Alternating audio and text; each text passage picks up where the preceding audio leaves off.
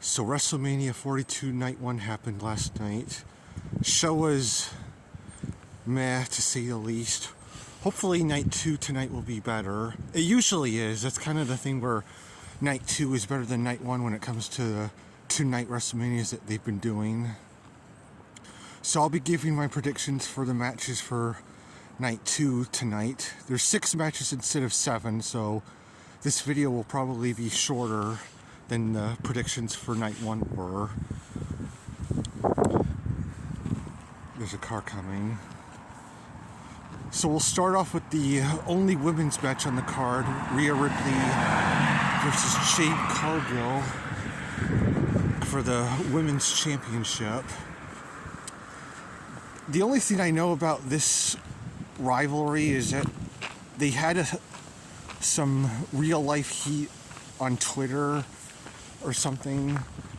I know Chelsea Green and Piper Niven got involved in that feud, and they didn't really capitalize on that real life heat on WWE programming. They just kind of had a rivalry which also involved Io Sky, and I'm going to predict that Rhea Ripley's going to win the Women's Championship, and her and Io Sky are probably going to kiss because they've been teasing like a lesbian tension angle with those two because they're like really good friends.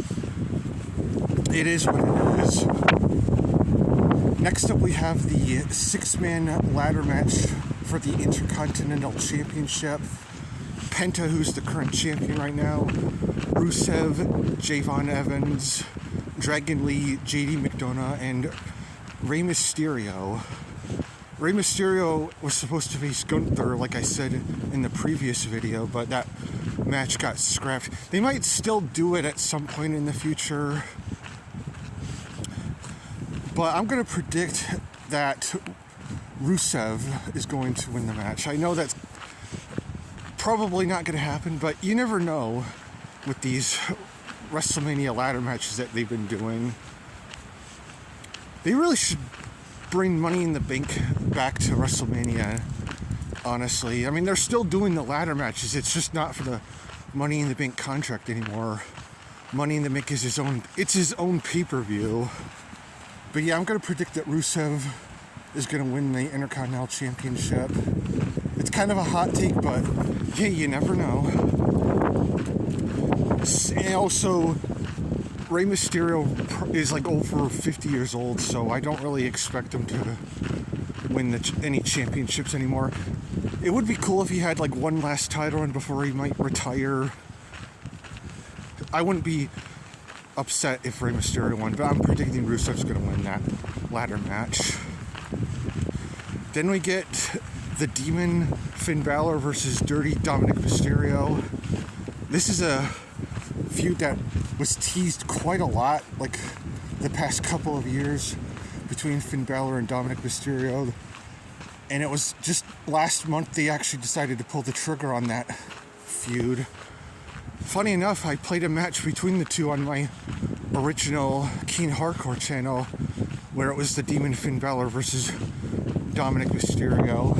And that was before it was announced that it would be the Demon Finn Balor that would be wrestling instead of the normal Finn Balor. So I kind of predicted the future a little bit there. I'm going to predict Finn Balor's going to win. There's probably going to be some Judgment Day interference, but I still think Finn Balor's going to win. They don't use the demon persona that often. Next up we have is a match that I'm actually really looking forward to. Obafemi versus Brock Lesnar. And Obafemi's been looking really strong in this feud with Brock Lesnar, and he did cut a great promo last week on Raw. I'm fine with either of them winning, but I think Obafemi should win the match because they gotta build stars for the future. I think Brock Lesnar is the kind of guy that's willing to put someone like Obafemi over. But like I said, whoever wins, I'm expecting a great match between them. Next up we have is Sami Zayn defending the United States Championship against Trick Williams. There have been talks of like a double turn. Sami Zayn will turn heel and Trick Williams will turn face. And especially since the internet's turned against Sami Zayn a little bit. Like the video where he beat Carmelo Hayes for the United States Championship got a lot of backlash. Like there was even people on Twitter calling Sami Zayn Sammy Hogan because Hulk Hogan is known for backstage politicking.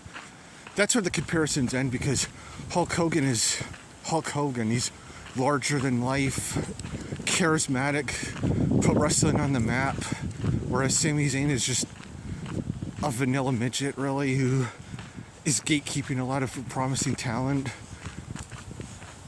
I do like Sami Zayn as a heel more than a face because he actually did a good job as a heel back in like 2021 when he had that conspiracy theorist gimmick and was feuding with Kevin Owens.